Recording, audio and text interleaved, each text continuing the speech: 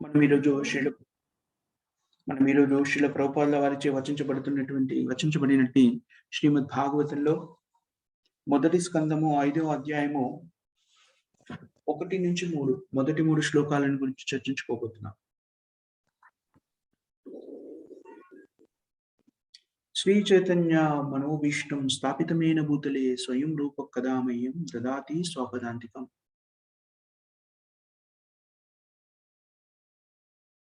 ఈ భౌతిక ప్రపంచంలో రూప గోస్వామి ప్రభుపాద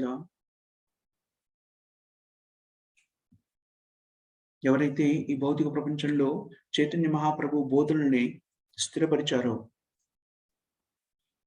అతను చెప్పినటువంటి వాక్యం ఇది. చైతన్య మహాప్రభు యొక్క అభీష్టము భౌతిక ప్రపంచంలో స్థిరపడుగాక, తద్వారా చైతన్య మహాప్రభు యొక్క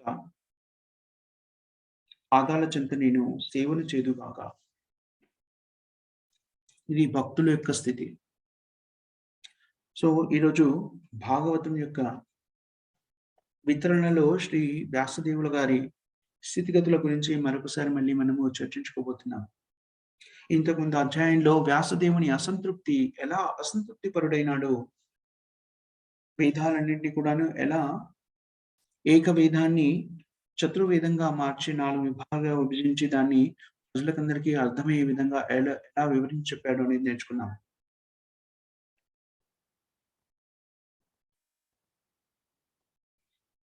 శ్రీల వ్యాసదేవుడు అత్యంత పరిజ్ఞానవంతుడు.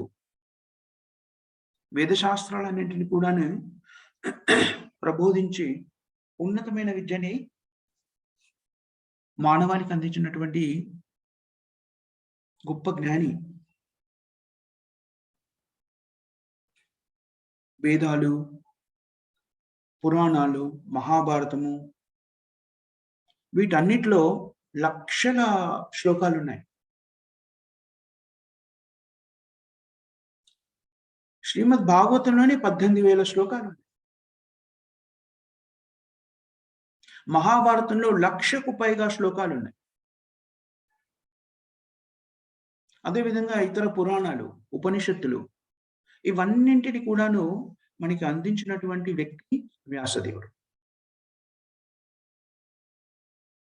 వేదాంత సూత్రాన్ని కూడా అందించింది వ్యాసదేవుడే. ఇన్నింటిని అందించినా కూడాను హృదయంలో అసంతృప్తితో రగిలిపోతున్నాడు. హృదయం అంతా అసంతృప్తితో నిండిపోయి ఉంది. వేద పరిజ్ఞానాన్ని అంతా కూడాను చూడండి, ఎంతటి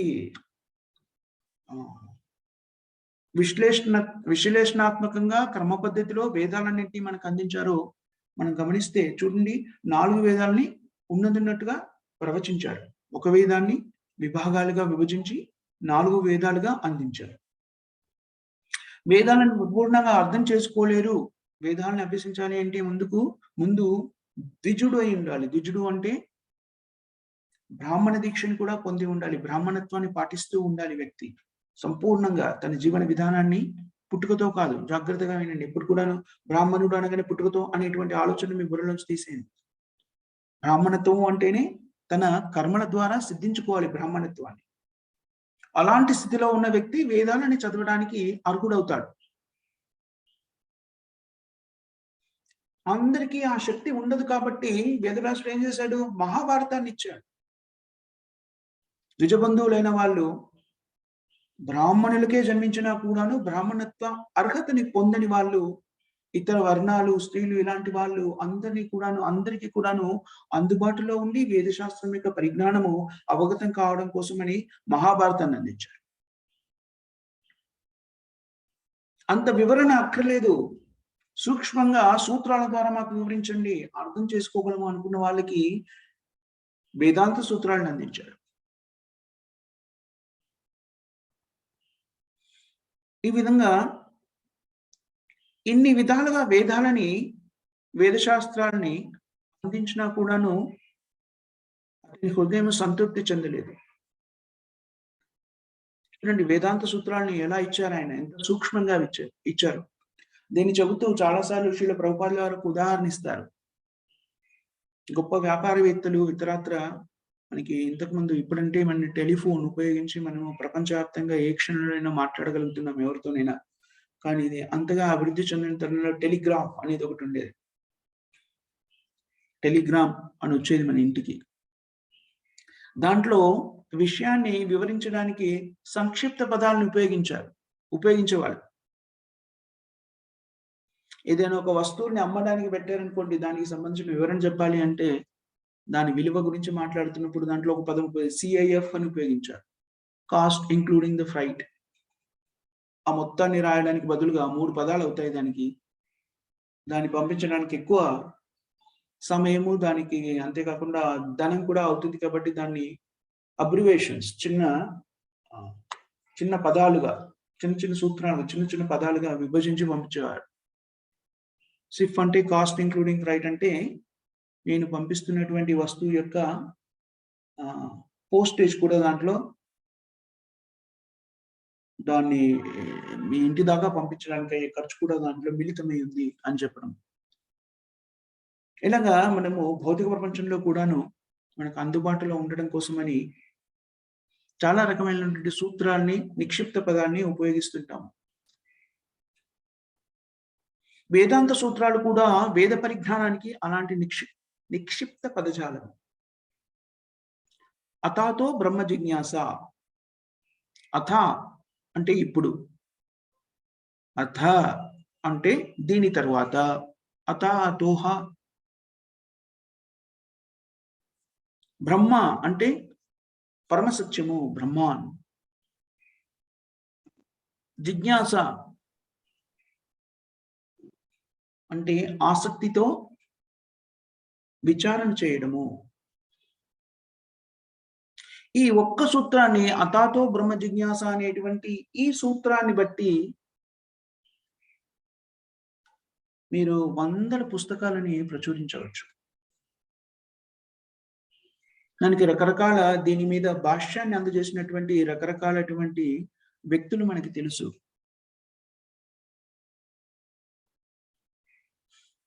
ఈ బ్రహ్మ జిజ్ఞాస అనేటువంటిది ఎప్పుడు ఆరంభం కావాలి, ఎప్పుడు ఆరంభం అవుతుంది అని, భగవంతుని గురించి, పరమసత్యం గురించి ఎప్పుడు వ్యక్తి విచారించడానికి అర్హుడవుతాడు అనే విషయం గురించి మనకి చాలా వివరణాత్మకంగా వివరించబడింది. కొంతమంది అంటారు కర్మకాండ తర్వాత, కర్మకాండలో చేసిన విధులన్నీ పూర్తి చేసిన తర్వాత, ఈ భౌతిక ఇంద్రియతృప్తి అంతా పూర్తి అయిన తర్వాత, లేకపోతే దాని తర్వాత ఎందుకనంటే ఇక్కడ పదము అథ అనేటువంటి పదము ఉపయోగించబడింది. అథ అంటే ఎందుకనగా దాని తర్వాత, ఈ క్షణం తర్వాత, దీని తర్వాత, ఇలాగా దానికి రకరకాలైనటువంటి అర్థాలు ఉన్నాయి. ఈ అథ అనే పదము అథాతో బ్రహ్మ జిజ్ఞాసలో చాలా ముఖ్యమైన పదం. ఎందుకు?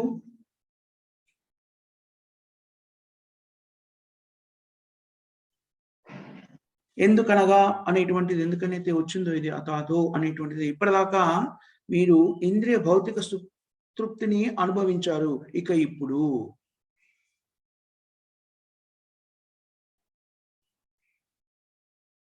అని చెప్పడం కోసమని ఈ పదాన్ని ఉపయోగించారు అని వేదశాస్త్రాల్లో చెప్పబడింది. వేదశాస్త్ర వివరణలో చెప్పబడింది. ఇలాంటి ఇంద్రియ తృప్తిని అంతా కూడా అనుభవించి ఆనందాన్ని అనుభవించలేకపోతున్నాం. ఇంద్రియ తృప్తిలో ఉన్నా కూడాను మనకి ఏదో రకమైనటువంటి అసంతృప్తి ఇంకా మిగిలి ఉంది. కాబట్టి వ్యక్తులు అథాతో బ్రహ్మ జిజ్ఞాస, నేను ఎవరు? భౌతికమైనటువంటి అన్ని రసవత్తరమైనటువంటి, భౌతికమైనటువంటి, విలాసవంతమైనటువంటి అనుభూతులన్నింటినీ కూడా మనము పొందిన తర్వాత కూడా సంతృప్తిని చెందకపోతే అందుకు కారణం ఏమిటి అని ఆలోచించడంలో సహజమైనటువంటి విచారణ ఉంది. సహజంగానే అది ఆలోచిస్తారు ఎవరైనా.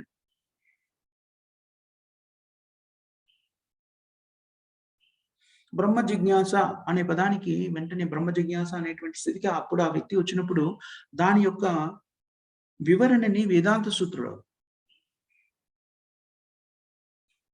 చెప్పబడింది. అత్యంత ఆనందకరమైనటువంటి విషయం ఏమిటి?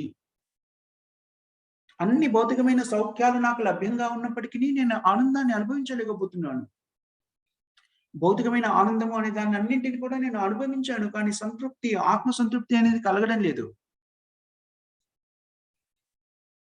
అలాంటి స్థితిలో ఎవరైనా కూడా ప్రశ్నించేది ఏమిటి అంటే, పరిజ్ఞానం ఉన్నవాళ్ళు, విచక్షణ ఉన్నవాళ్ళు ప్రశ్నించే ప్రశ్న ఏమిటి అంటే, ఎందుకు నాకు ఈ భౌతికమైనటువంటి అన్ని విలాసమైనటువంటి స్థితులన్నీ నాకు అందుబాటులో ఉన్నాయి. అయినా కూడా నేను సంతృప్తిగా ఉండలేకపోతున్నాను.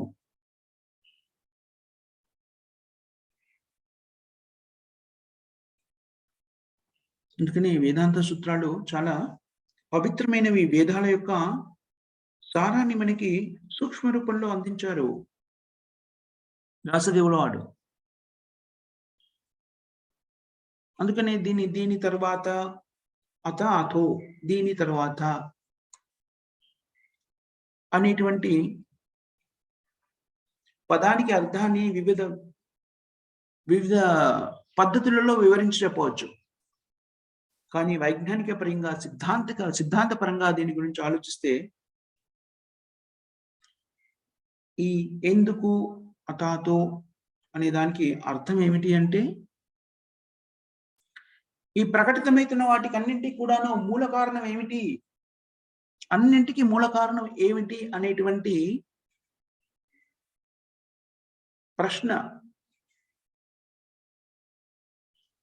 మనం కూడా ఈ భౌతిక ప్రపంచంలో అన్నింటినీ చూస్తూ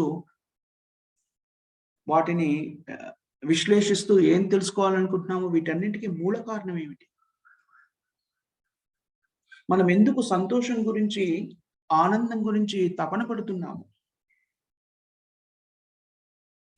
అనేటువంటి విషయాల గురించి ఆలోచిస్తూ తికమక పడుతూ ఉంటాము. అన్నింటికి కూడాను అన్ని ఉద్భవించడానికి, అన్ని ప్రకటితం అవ్వడానికి, మన జీవితంలో జరిగే సంఘటనలకి అన్నింటికి మూల కారణం ఏమిటి? ఈ భౌతిక ప్రకృతి ప్రకటితం అవ్వడానికి, అది ఒక పద్ధతి ప్రకారంగా క్రమ పద్ధతిలో తన క్రియలను నిర్వహించడానికి మూల కారణం ఏమిటి?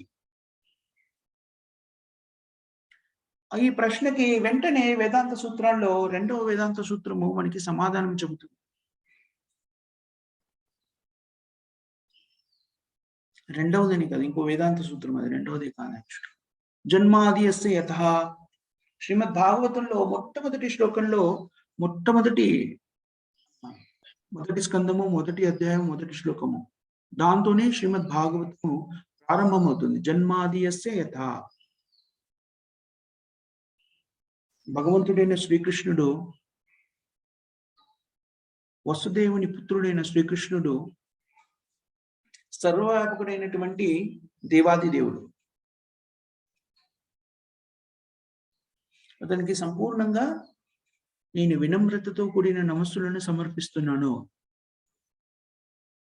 ఎందుకనంటే అతను సంపూర్ణ సత్యము మరియు అన్ని కారణాలకి కారణభూతుడు. ఈ సృష్టికి కూడా కారణభూతుడు అతడే. సృష్టి స్థితి లయాలకి ఈ భౌతిక ప్రపంచంలో, ప్రకటిత భౌతిక ప్రపంచంలో సృష్టి స్థితి లయాల కారకుడు అతని. భౌతిక ప్రపంచంలో ప్రకటితమైన వాటికి ప్రత్యక్షంగా, పరోక్షంగా అన్నింటిని కూడాను అన్నింటికి సంబంధించిన ప్రత్యక్ష, పరోక్ష పరిజ్ఞానాన్ని కలిగి ఉన్నవాడు భగవంతుడు. సంపూర్ణంగా స్వతంత్రుడు, సంపూర్ణ స్వతంత్రుడు. ఎందుకనంటే అతనికి కారణమేమీ లేదు, అతని ఆవిర్భావానికి కారణమేమీ లేదు. తనే స్వయంగా వేద పరిజ్ఞానాన్ని బ్రహ్మ హృదయంలోకి ప్రవేశపెట్టారు. తేనే బ్రహ్మ హృదయ కవయో. బ్రహ్మ మొట్టమొదటి జీవాత్మ, సృష్టిలో మొట్టమొదటి జీవాత్మ బ్రహ్మ. అతని ద్వారానే గొప్ప మునులు, దేవతలు వీళ్ళందరూ కూడా ఉద్భవించారు. వాళ్ళందరినీ కూడాను భ్రమితం చేశాడు.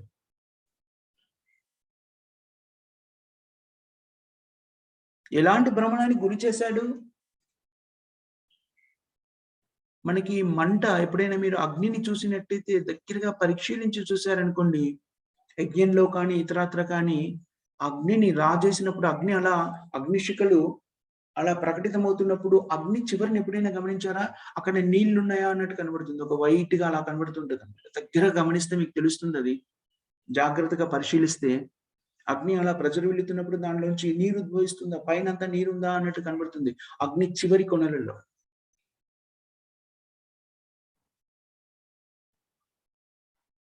అలాగే మనము నీటిని ఈ సరోవరంలో కానీ, ఇతరాతర వాటిలో నీటిని చూసినట్టయితే, నీటిలో లోపలికి చూసామనుకోండి, నీరు స్వచ్ఛంగా ఉన్నట్టయితే మురికి అనేది లేకపోతే మనకి దాంట్లో భూమి కనబడుతుంది.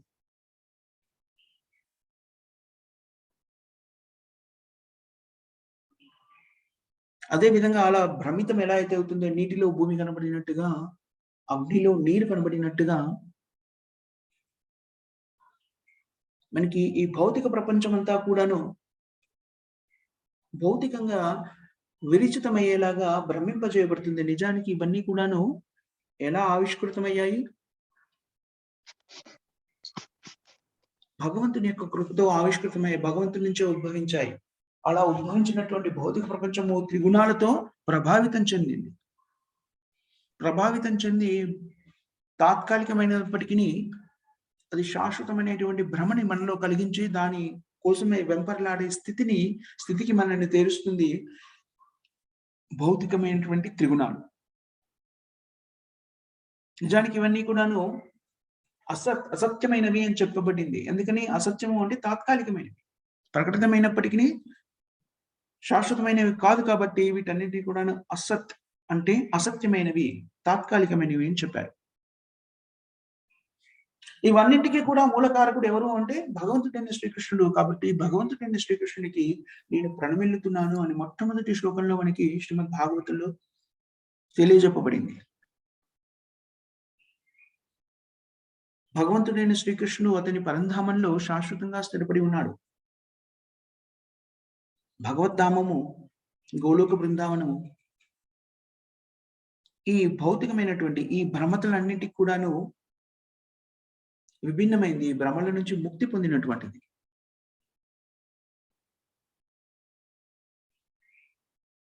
అలాంటి స్థితిలో ఉన్నటువంటి పరమసత్యానికి నేను నమస్సుమాంజలులు సమర్పిస్తున్నాను అని మొదటి శ్లోకంలో చెప్పబడింది. జన్మాదియస్య యతః.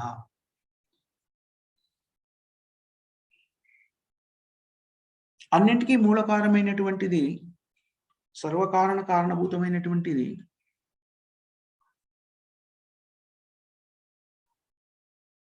సర్వకారణాలకి కారణభూతం అంటే జాగ్రత్తగా ఆలోచించండి.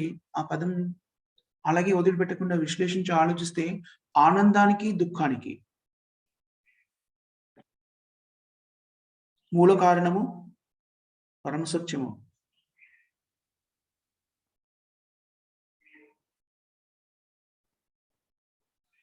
జన్మాదియస్యత ఎక్కడి నుంచి అన్ని కూడా ఉద్భవిస్తున్నాయి. మనం చూసేది, గ్రహించేది, గ్రహించగలిగింది, గ్రహించలేనిది, అనుభవించినది, అనుభవించలేనిది.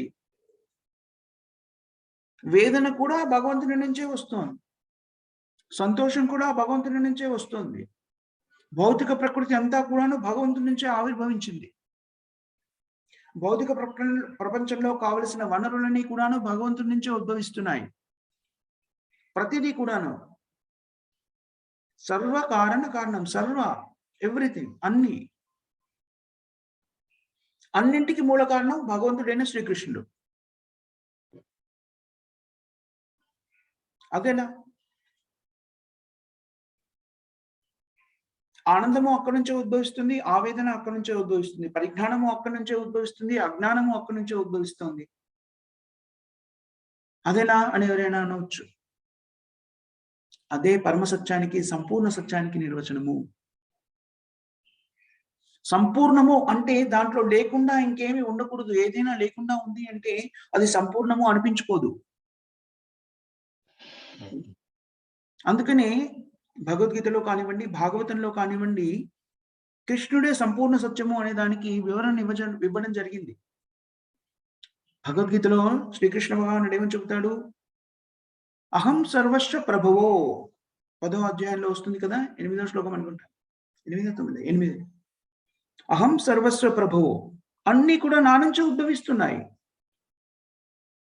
ఆధ్యాత్మికమైనవి, భౌతికమైనవి ప్రపంచాలన్నీ కూడాను నా నుంచే ఉద్భవించాయి. ఎవరికైతే ఈ పరిజ్ఞానం ఉంటుందో, జ్ఞానవంతులైన వ్యక్తులు ఎవరైతే దీన్ని పరిపూర్ణంగా అర్థం చేసుకుంటారో ఆ వ్యక్తులు నా భక్తియుక్త సేవలో నిమగ్నమవుతారు.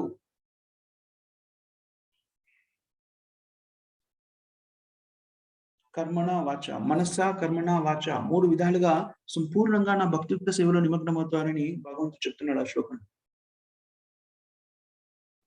అన్నింటికి అతనే ఆధారము అని చెప్తాడు. ఆనందానికి నేనే ఆధారం. ఆవేదన కూడా నా నుంచే వస్తుంది. అన్నీ కూడా నా నుంచే ఉద్భవిస్తున్నాయి.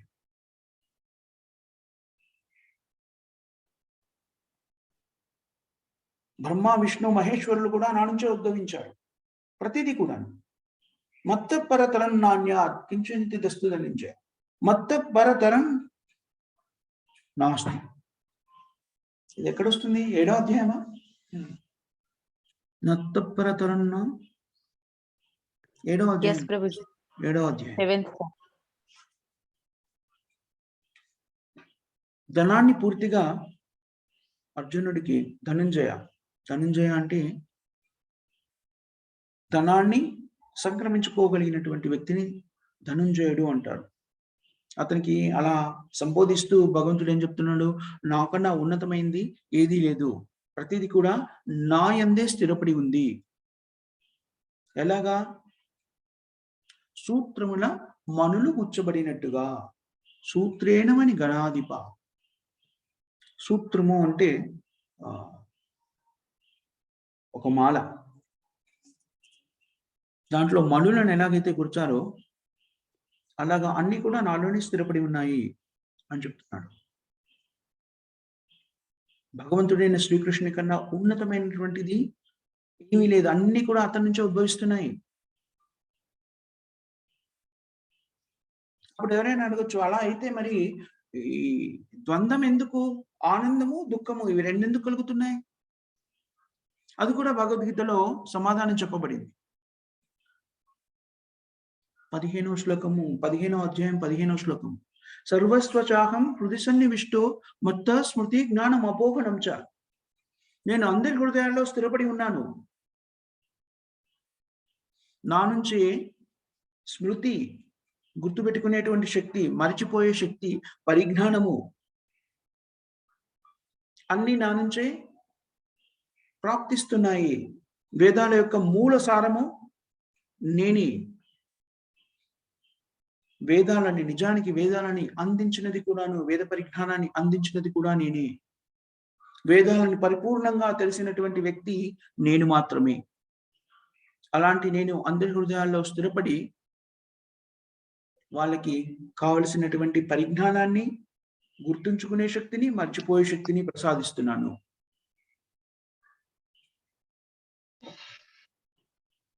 మత్త స్మృతి జ్ఞానం అపోహనం చ. గుర్తుపెట్టుకోవడము, మర్చిపోవడము రెండు కూడా భగవంతుడి నుంచే వస్తుంది. ఇప్పుడు కృష్ణ చైతన్యాన్ని కొంతమంది ఎందుకు గుర్తుపెట్టుకుంటారు, ఎందుకు మర్చిపోతారు? శ్రీ చైతన్య మహాప్రభు మనకి మన జీవన విధానం గురించి తెలియజేస్తూ జీవుని యొక్క స్వరూపాన్ని, సహజసిద్ధమైన స్వరూపాన్ని చెప్తారు. జీవేర స్వరూపే నిత్య కృష్ణదాస. చైతన్య చరితామృత మధ్యలీల 20వ అధ్యాయం 108వ శ్లోకం ఇది.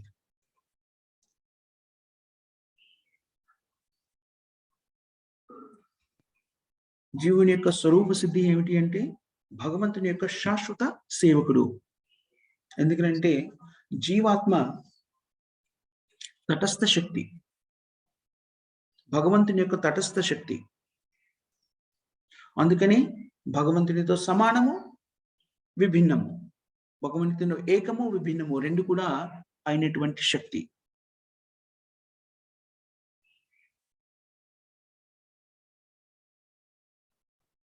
ఎలాగైతే అగ్నిలో ఒక చిన్న కణం ఎలా ఉంటుందో అది అగ్నితో సమానమైంది, అగ్నిలో భాగమే అగ్ని. కానీ అగ్నికున్న శక్తితో విభిన్నమైనటువంటి ఆ కణము స్వతంత్రంగా విభిన్నమైనటువంటి శక్తిని కలిగి ఉన్నటువంటిది. భగవంతుడికి 3 రకాల శక్తులు ఉన్నాయని మనము అనేక సార్లు చెప్పుకున్నాము. భౌతిక శక్తి, ఆధ్యాత్మిక శక్తి, తటస్థ శక్తి.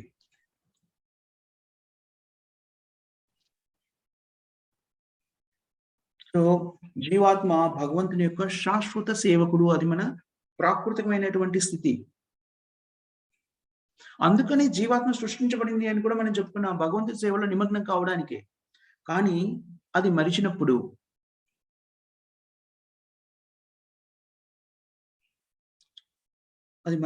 అంటే మళ్ళీ మరపెక్కడి నుంచి వస్తుంది? జన్మాదియస్య యథ, అది కూడా భగవంతుడి నుంచే ఆవిర్భవిస్తుంది. మరుపు అనేటువంటి ప్రక్రియ. మరుపు అనేటువంటి ఇది కూడా. ఎందుకు? అది కూడా భగవంతుడు దాన్ని ఎందుకు ప్రసాదించాడు? జీవాత్మ మర్చిపోవాలనుకున్నాడు కాబట్టి. ఎందుకని? కృష్ణ బోలియ జీవే భోగవాంఛా కరే. ప్రియమైన చెప్పబడుతుంది. పాశతే మాయాతారే జపత్యాధారే కృష్ణ బోలియ జీవభోగవాంఛా కరే. ఎప్పుడైతే మనం కృష్ణుని మీద ద్వేషాన్ని పెంచుకుంటామో, ఇంద్రియ తృప్తి మీద ఆకర్షణని కలిగి ఉంటామో,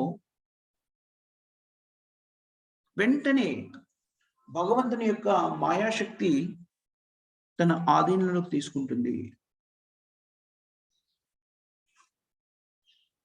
కొన్నిసార్లు మనం భౌతిక ప్రపంచంలో కూడా చూస్తుంటాం. ఎవరైనా అత్యంత ఆనందాన్ని, అనుభూతిని చెందుతుంటే వాళ్ళే ఎందుకు అంత ఆనందాన్ని చెందుతున్నారు? నేనెందుకు అలా ఉండలేకపోతున్నాను? నేనెందుకు అలా ఉండకూడదు? అనేటువంటి ఆలోచన వస్తుంది. సహజంగా వచ్చేటువంటి ఆలోచన. మనకి కొంత స్వతంత్రత ఉంది, అలా ఆలోచించే స్వతంత్రత.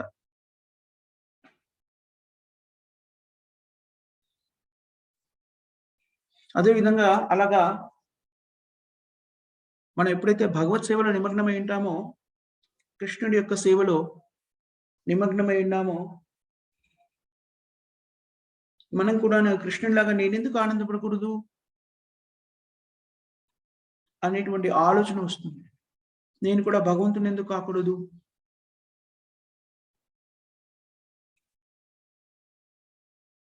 నిజానికి మనము అత్యంత అల్పులము. అయినా కూడా భగవంతుని అనుకరించాలి అనుకుంటాం. అలాంటి సమయంలో వెంటనే మాయాదేవి యొక్క ఆధీనంలోకి మనము పంపబడ్డాము. తద్వారా భగవంతుడు మనకి ఏం అవకాశం ఇచ్చాడంటే, సరే ప్రయత్నించు, నువ్వు దేవుడు అవ్వడానికి ప్రయత్నించు, భగవంతుడు అవ్వడానికి ప్రయత్నించు, అన్నిటి మీద ఆధిపత్యం చెలాయించడానికి ప్రయత్నించు. భౌతిక ప్రపంచం అంటేనే, భౌతిక ప్రపంచంలో ఉన్న జీవాత్మలన్నీ కూడాను ప్రతి క్షణము తమకు తాము భగవంతులు అవ్వాలనే ప్రయత్నంలో ఉంటారు. ఆధీనం, నా ఆధీనంలో ఏముంది? నా ఆధీనంలో ఏముంది?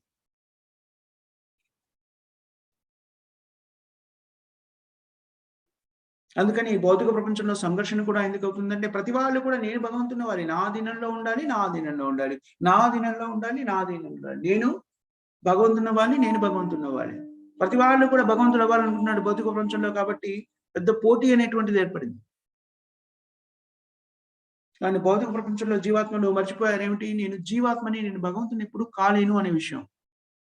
కానీ భగవంతుడే ప్రయత్నం చేస్తున్నాడు.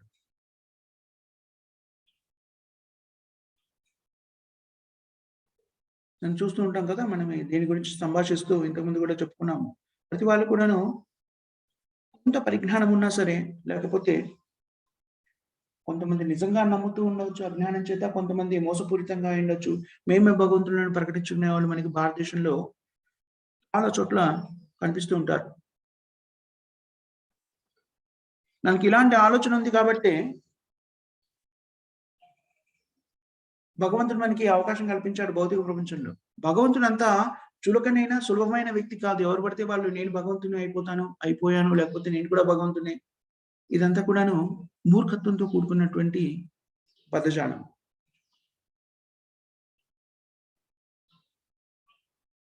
ప్రతి వ్యక్తి కూడా నేను భగవంతుడినవ్వాలి, నేను భగవంతుడినవ్వాలి. తెలిసినా తెలియకపోయినా అంతర్లీనంగా వాళ్ళు చేసే ప్రయత్నం అదే. Lord it over the material nature. భౌతిక ప్రకృతి మీద ఆధిపత్యాన్ని వహించాలి అనేటువంటి ప్రయత్నం. ఇది అసుర స్వభావం అని మనం నేర్చుకున్నాం. హిరణ్యకశిపులాగా.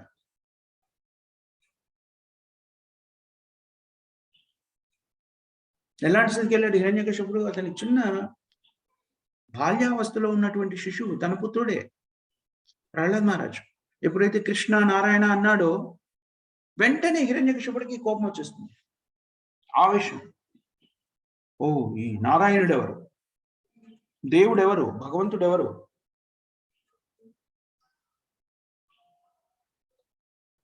నేనే భగవంతుడిని. నేను ఇంకో భగవంతుని పేరు చెప్పి అతన్ని గౌరవించే ప్రయత్నం చేస్తున్నా. అందుకని నేను శిక్షిస్తాను. ఈ తత్వం అనేటువంటిది భౌతిక జగత్తు ఆవిర్భావం నుంచి కూడా ఉంది. వాళ్ళు కూడాను నేనే ఆధిపత్యం చెలాయించాలనేటువంటి భావన అందరిలో కూడా ఉంది. నిజానికి భగవంతుడిని సంపూర్ణంగా ఆరాధించడము, భగవత్ సేవలో నిమగ్నమవ్వడం అంటే, ఈ మన ప్రవృత్తిని వదిలిపెట్టి భగవంతుడిని, శ్రీకృష్ణుని భగవంతునిగా స్వీకరించడం.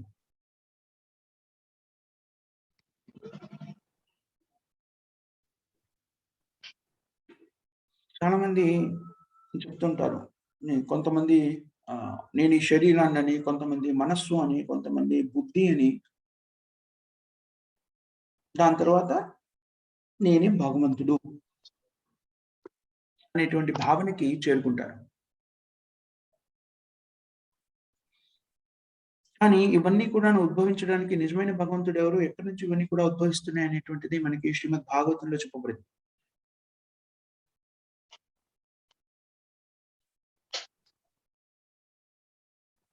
భగవంతుడికి అన్ని కూడాను పరిచితమే. అన్ని కూడాను తెలుసు.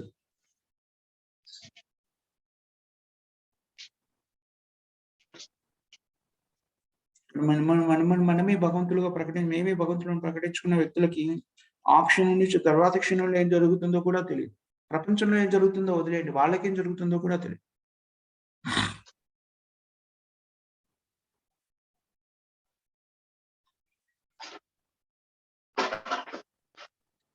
ఒకానొక సందర్భంలో ప్రభుపాదుల వారు దీని గురించి చర్చిస్తూ ఒక ఉదాహరణ ఇస్తారు. మీరు వినే ఉంటారు. మెహర్ బాబా అని కొంతమంది ఆరాధిస్తారు. భగవంతుడు అని. తానే భగవంతుడు అని చెప్పుకున్నాడు. ఒక యాక్సిడెంట్‌లో సడెన్‌గా తెలియకుండా మృత్యువాత పడ్డాడు. సో ఏదో ప్రణాళికతోని ఏదో చేయడానికి బయలుదేరాడు. మధ్యలో యాక్సిడెంట్ అయింది. చనిపోయాడు. సో ఇలాగా రకరకాల వ్యక్తులు మేమే భగవంతుడు, మేమే భగవంతుడు, మేమే భగవంతుడు. ఇంకా మూర్ఖులైన కొందరు మనకి తోడుగా దొరికారనుకోండి. అవును నువ్వే భగవంతుడు అనుకున్నారనుకోండి. దాంతోని ప్రపంచవ్యాప్తంగా నేనే భగవంతుడు అని చెప్పుకోవడానికి ప్రయత్నం చేస్తుంటాడు. శ్రీమద్ భాగవతము ఈ సిద్ధాంతానికి సరైన నిర్వచనాన్ని ఇస్తుంది. అన్నింటికీ మూల కారణము భగవంతుడి నుంచి ఆవిర్భావం జరుగుతుంది. ఆ భగవంతుడు శ్రీకృష్ణ భగవానుడే.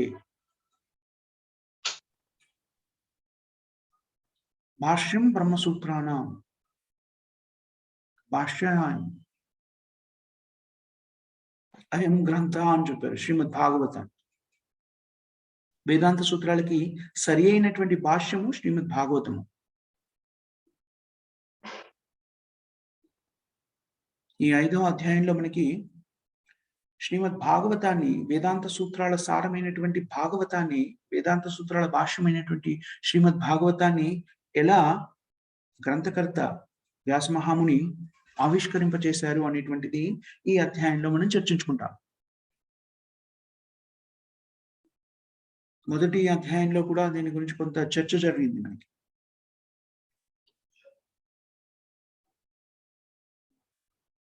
సో వేదాలన్నింటిని కూడా మనకి అందించిన తర్వాత వేదాంత సూత్రాలు కూడా అందించిన తర్వాత ఇప్పటికీ వ్యాసదేవుడు సంతృప్తి చెందలేదు. అప్పటికి కూడాను ఒక అసంతృప్తి భావనతోని మొరోస్ అంటారు చూడండి. అంటే డల్‌గా ఉంటాను చూడండి. ఆనందం అనేటువంటిది మనసులో లేనప్పుడు చాలా నిరర్ధకంగా అలా ఉండిపోతాను చూడండి. అలాంటి స్థితిలో వ్యాసదేవుడు కూడా ఉన్నాడు. అతని ఆధ్యాత్మిక గురువైనటువంటి నారదముని దీన్ని వ్యాసదేవునిలోని స్థితిని గమనించగలిగాడు.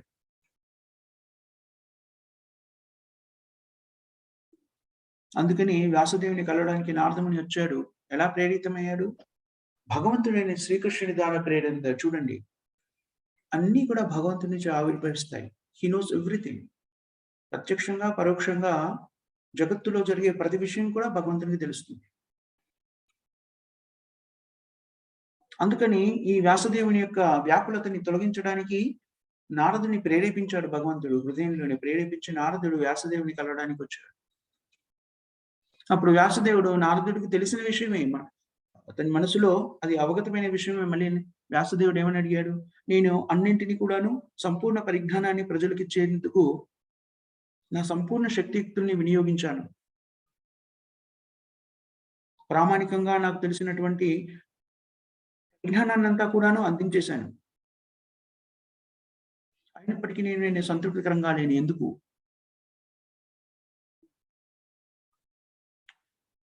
అని అడుగుతున్నాడు. వచ్చినటువంటి గురువైన నారదుడిని చాలా ఆదరపూర్వకంగా స్వీకరించారు. ఆధ్యాత్మిక గురువు ఆగమనం జరిగింది అంటే శిష్యుడు మనం చెప్పుకున్నాం కదా! మొన్న కూడా ఒకరోజు అనుకున్నాం. గురువుని భగవంతుని స్థాయిలో ఆరాధించి గౌరవించాలి. కానీ భగవంతుడే అయినటువంటి అపోహకు లోను కాకూడదు. భగవత్ సేవకుడు. కాబట్టి మనము గురువుని అదే విధంగా ఆరాధించాలి, గౌరవించాలి. అదే విధంగా ఇక్కడ వ్యాస మహాముని కూడాను నారదుని అదే విధంగా సత్కరించారు. అతాతం సుఖమాసిన ఉపాసినం బృహచ్చర్వః దేవర్షి ప్రాహ విప్రాస్తిం వీణాపాని సమయాన్నివ.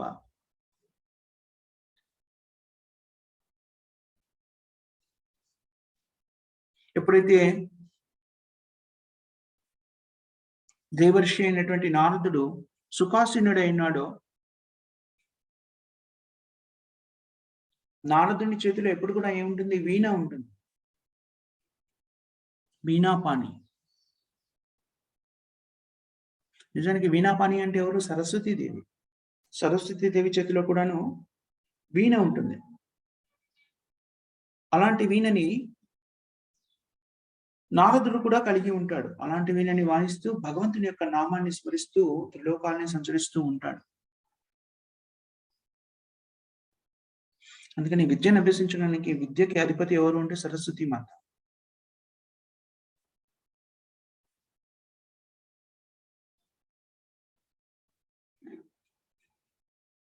ఆమెని భౌతిక విజ్ఞానాన్ని పొందడానికి అందరూ కూడాను సరస్వతి నమస్తుభ్యం వరదే కామరూపిణి అని సరస్వతి దేవిని ఆరాధించి భౌతిక విద్యను నేర్చుకోవడానికి ప్రయత్నం చేస్తారు. మనం కూడా సరస్వతిని ఆరాధిస్తాము.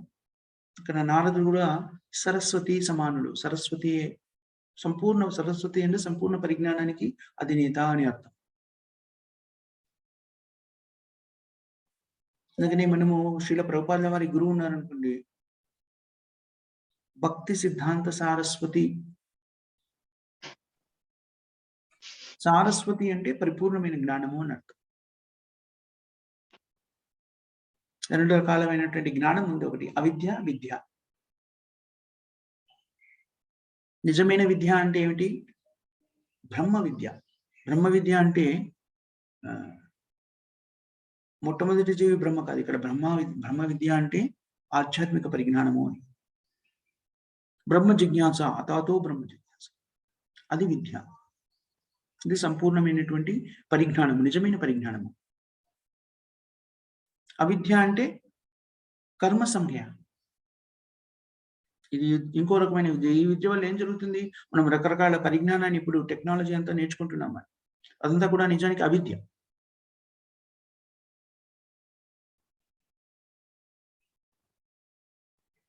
శ్రీమద్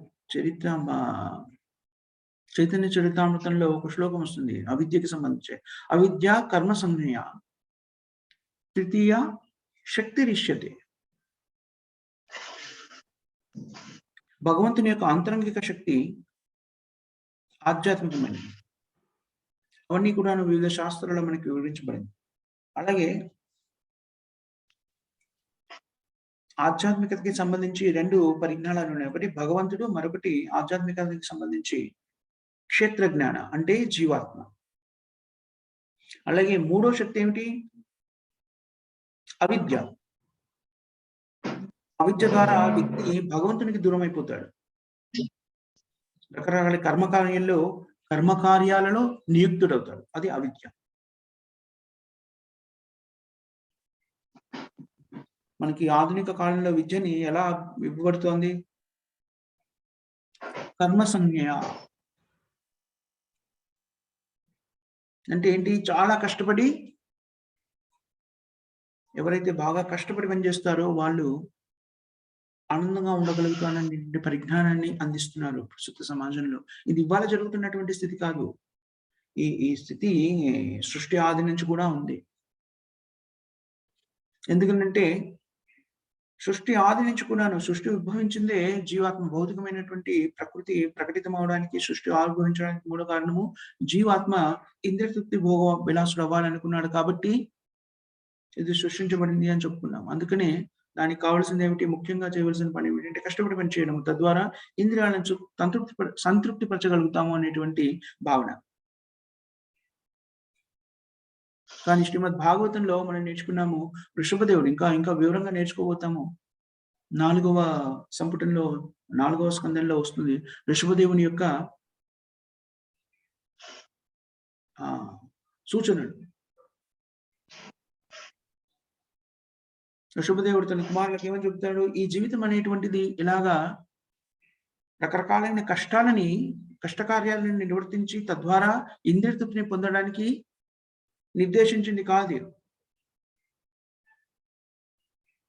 ఇప్పుడు నువ్వు కష్టపడాలి అనుకుంటే కష్టపడాలి. దేనికి కష్టపడాలి? కృష్ణ చైతన్య మార్గంలో స్థిరపడడానికి, భగవత్ సేవలో నిమగ్నం కావడానికి కష్టపడాలి. ఆ విధంగా చేస్తే ఆ కష్టానికి ప్రతిఫలం ఉంటుంది. అలా కాకుండా ఇంద్రియ తృప్తి కోసం చేసే కష్టమంతా కూడాను తెలుగులో ఒక సామెత చూడండి. బూడిదలో పోసిన పన్నీరు. పన్నీరు సువాసనను వెదజల్లుతుంది, కానీ బూడిదతో మిళితమైందనుకోండి అది అశుద్ధమైపోయి ఏమవుతుంది? కల్మషభూయిష్టమవుతుంది. దాంట్లోని ఆ సుగంధం అంతా కూడాను ఆ బూడిద అనేటువంటి దుమ్ముతో కలిసిపోయి దాని యొక్క సుగంధాన్ని కోల్పోతుంది. అలాగే భౌతికమైన ఇంద్రియ తృప్తి కోసము పరిశ్రమించడము అనేటువంటిది బూడిదలో పోసిన పన్నీరు లాంటిది. కానీ మనము కృష్ణ చైతన్య మార్గంలో స్థిరపడడానికి శ్రమించామనుకోండి, అదంతా కూడాను ఆధ్యాత్మికమైనది. అది మనకి శాశ్వతమైనటువంటి ఉపలబ్ధిని కలుగజేస్తుంది.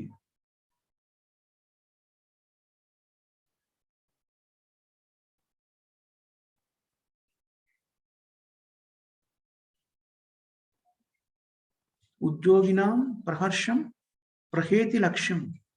ఉద్యోగాలు ఇవన్నీ ఎందుకు చేస్తారు వ్యక్తులు అంటే ఇంద్రియ తృప్తి కోసం అని చేస్తారు. కానీ ఈ భౌతిక ప్రపంచాన్ని మనము అనుభవించలేము.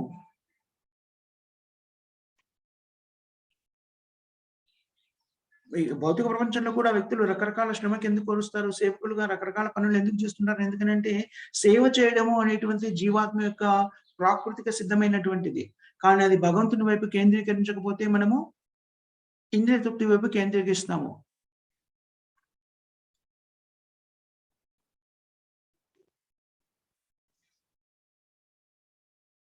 భగవంతుడైన శ్రీకృష్ణుడి సేవకుడు కాకపోతే మనము మాయాదేవి యొక్క సేవకులం అవుతాము.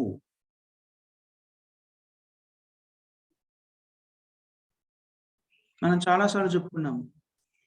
దైనందిన జీవితంలో అందరూ చేసే పనులు ఏవైతే ఉన్నాయో ఆహార, నిద్ర, భయం 5 గుణాలని కూడాను మనం కృష్ణుని కేంద్ర బిందువుగా పెట్టుకొని చేస్తే అవి భక్తియుక్తం అవుతుంది. అలా చేయకపోతే ఎలాగా భౌతిక బంధనానికి కారణమవుతుంది అనే విషయాన్ని మనం వివరించుకున్నాం. ఇక్కడ వ్యాసదేవుడు కూడా చాలా కష్టపడ్డాడు. చాలా కష్టపడి అనేక రకమైనటువంటి గ్రంథాలని ఆవిష్కరించాడు. అయినప్పటికీ ఆనందాన్ని అనుభవించలేకపోతున్నాడు.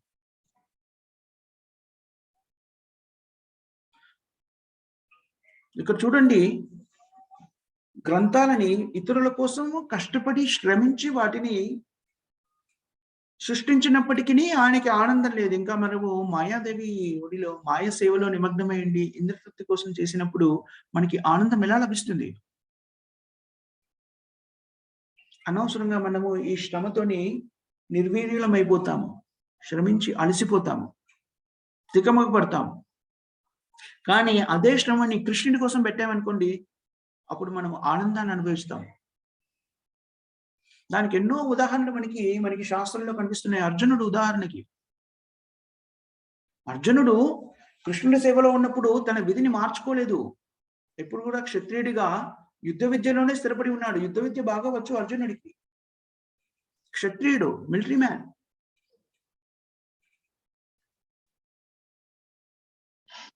ముందు క్షత్రియుడే, యుద్ధ విద్యలో ప్రావీణ్యం ఉన్నవాడే, భగవద్గీతనంతా కూడా విన్న తర్వాత కూడాను యుద్ధ విద్యలో ప్రావీణ్యత ఉన్నవాడే అదే అదే ఆచరించాడు కూడా. యుద్ధ విద్యనే ఆచరించాడు. కానీ భగవద్గీత విన్న తర్వాత అదే అర్జునుడు తన యుద్ధ విద్యని కృష్ణుడి కోసం ప్రదర్శించాడు. అంతకుముందు వినడానికి ముందు ఈ రాజ్యభోగం కోసమని, తన ఇంద్రియ తృప్తి కోసమని ఈ విద్యనంతా ఉపయోగిస్తున్నాను అనేటువంటి భావనలో ఉన్నాడు. దానికోసమే వినియోగించడానికి సిద్ధపడ్డాడు. అందుకని కృష్ణ చైతన్య మార్గము, కృష్ణ చైతన్య జీవన విధానము అంటే మన మానసిక స్థితిని మార్చడమే. నిజానికి మనం చేసే పనుల్లో మార్పు ఉండదు, అలాగే ఉంటుంది. కానీ మన మానసిక స్థితి మారి అది భగవంతుని కేంద్ర బిందువుగా చేసుకొని చేస్తే మనం అత్యంత ఉన్నతమైన ఫలితాన్ని పొందగలుగుతాం.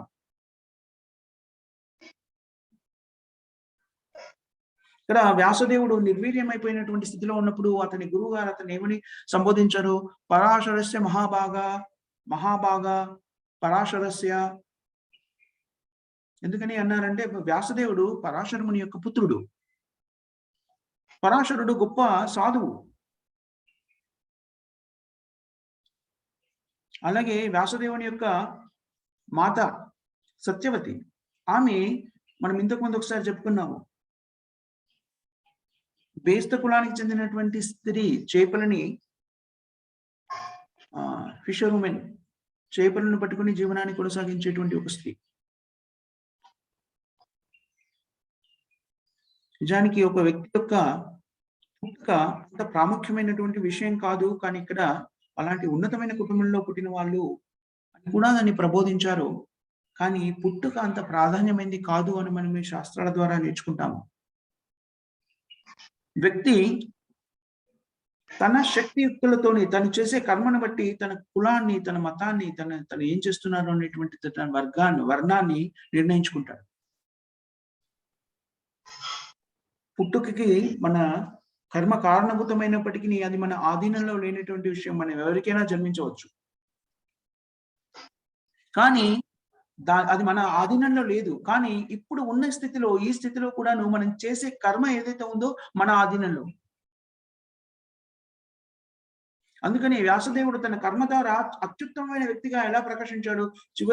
నిజానికి ఒక చేపలు పట్టుకునేటువంటి యువతి యొక్క పుత్రుడు అయినా కూడాను ఉన్నతమైన స్థితిని ఎలా సాధించగలిగాడు అంటే అతని యొక్క కార్యక్రమాల ద్వారా, అతను చేసే కర్మల ద్వారా ఉన్నతుడయ్యాడు.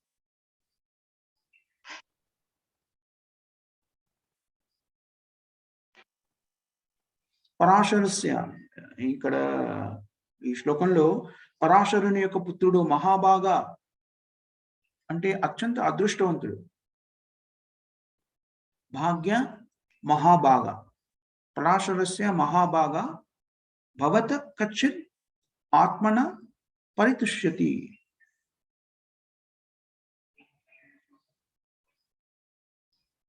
నువ్వు ఇంత పెద్ద గొప్ప వ్యక్తికి పుత్రుడిగా జన్మించావు కదా, తండ్రి అంత గొప్పవాడు కదా. కానీ ఈ భౌతిక శరీరానికి సంబంధించినటువంటి పరిజ్ఞానాన్ని, కర్మకాండ విభాగానికి సంబంధించిన పరిజ్ఞానాన్ని, మానసిక ఆనందానికి సంబంధించిన పరిజ్ఞానాన్ని అందించి నువ్వు సంతృప్తి చెంది ఉన్నావా?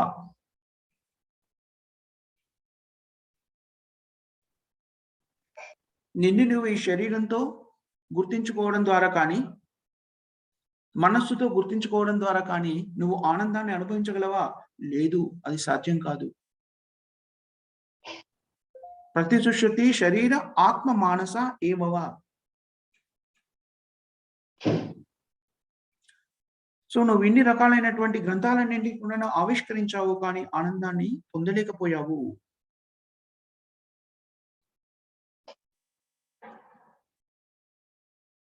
సో ఇది నారదుడు అడిగినటువంటి మొట్టమొదటి ప్రశ్న.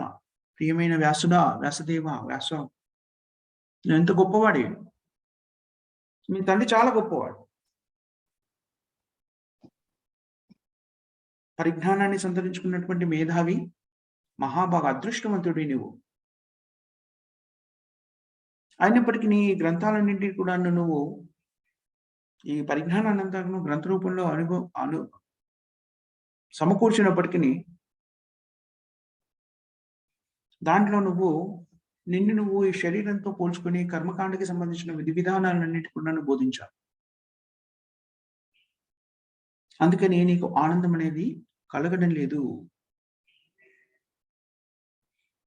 దీంట్లో ఏ సందేహం లేదు. నువ్వు ఇప్పుడు నన్ను ఏవైతే ప్రశ్నలు అడుగుతున్నావో చాలా పరిపూర్ణమైనటువంటి, ఉత్తమమైనటువంటి ప్రశ్నలు. అదేవిధంగా నీ పరిజ్ఞానంలో కూడాను ఏ లోపం లేదు. ఎందుకంటే నువ్వు అద్భుతమైనటువంటి కార్యక్రమాన్ని సాధించావు. వేదాలన్నింటినీ కూడాను అనువదించావు. దాన్ని పుస్తక రూపంలో పెట్టావు. ఒక వేదాన్ని 4గా విభజించి ప్రక్రియలన్నీ చేశావు. మహాభారతాన్ని అందించావు. వేద శాస్త్రాల్లో నీ పరిజ్ఞానం అంతా కూడాను మహాభారత కథలో ఆచరణయోగ్యంగా ఎలా నిర్వర్తించారు అనేటువంటి విషయాన్ని గురించి నువ్వు వివరించావు.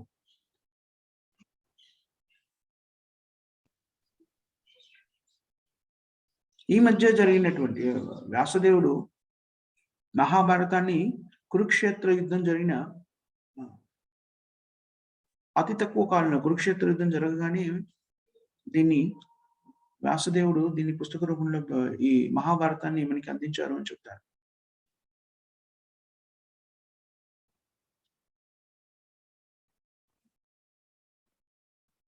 సో అందుకని నారదుడు ఏమంటున్నాడంటే, నువ్వు అడుగుతున్నటువంటి ప్రశ్నలన్నీ కూడా చాలా ఉత్తమమైనవి.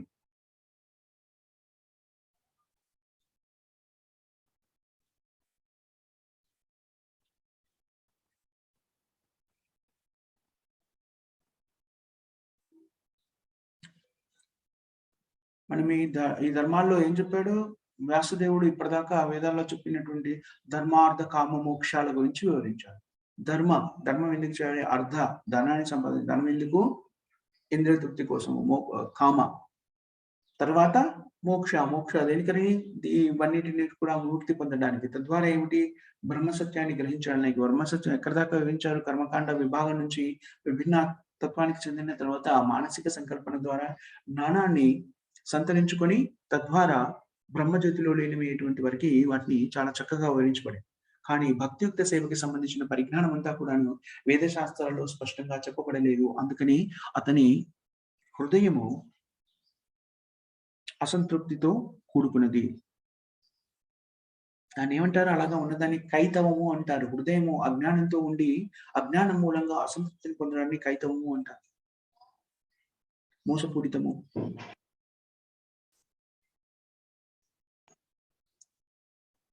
ధర్మ, అర్థ, కామ, మోక్ష.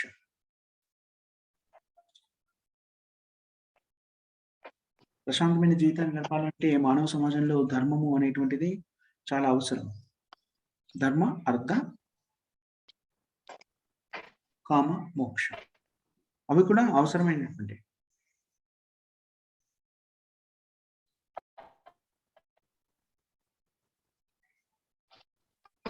ఇంద్రియ తృప్తి అనేటువంటిది అవసరం. ఎంతవరకు అవసరమో మన యొక్క శరీరాన్ని, ఆత్మని ఏకీకృతం చేసి ఒక దగ్గర ఉంచడానికి కావాల్సినటువంటి ఇంద్రియ తృప్తి వరకు మాత్రమే మనకి ఇంద్రియ పోషణ అవసరం.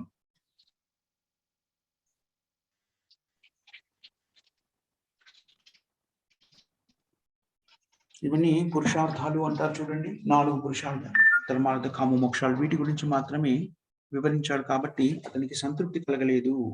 అతని హృదయం సంతృప్తి చెందలేదు.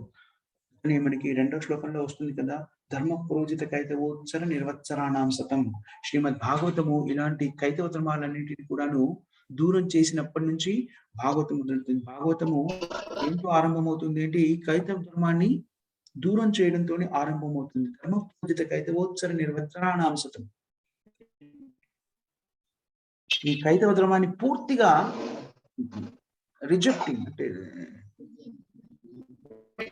దాన్ని నిషేధిస్తుంది భాగవతము. అన్ని రకాలైనటువంటి ధార్మిక కార్యక్రమాలు ఏవైతే భౌతిక ఇంద్రియ తృప్తి కోసమని నిర్దేశించబడ్డ భౌతికమైనటువంటి కార్యక్రమాలన్నిటి కూడా భాగవత పురాణము దాన్ని వ్యతిరేకిస్తుంది. వాటన్నింటిని కూడా తోసిపుచ్చేస్తుంది, నిషేధిస్తుంది.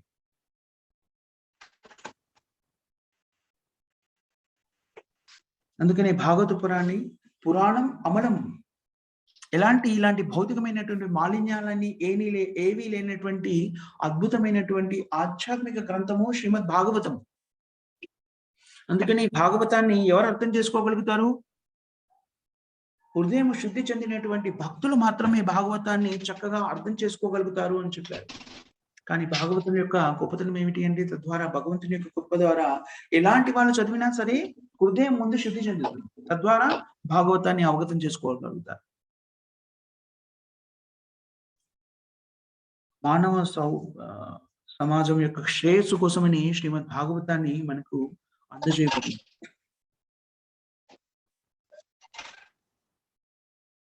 శ్రీమద్ భాగవతంలో ధర్మార్థ కామ మోక్షాల గురించి కాదు, వాటన్నింటినీ కూడాను నిషేధించారు, దాన్ని బయట తోసేశారు.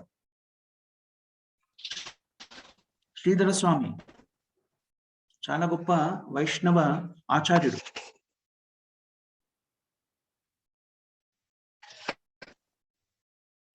దాన్ని ధర్మ పురోధిత కైతవోత్సర నిర్వత్సరాణం శతం అనే శ్లోకానికి భాష్యాన్ని చెబుతూ శ్రీధర స్వామి ఒకనొక చోటు చెప్తారు ఏమని, వ్యక్తులు మోక్షానికి కూడాను ఆకాంక్షించకూడదు. అది ఒక శుద్ధ భక్తుని యొక్క స్థితి. మోక్షాన్ని కూడా ఆకాంక్షించని వ్యక్తి శుద్ధ భక్తుడు. చైతన్య మహాప్రభు చెప్తారు కదా, మనము శిష్టాష్టకంలో నేర్చుకుంటాం, నధనం నజనం న సుందరీం కవితాం వా జగదీశ కామయే మమ జన్మని జన్మనీశ్వరే భవతాత్ భక్తి రహేతు కీత్వై.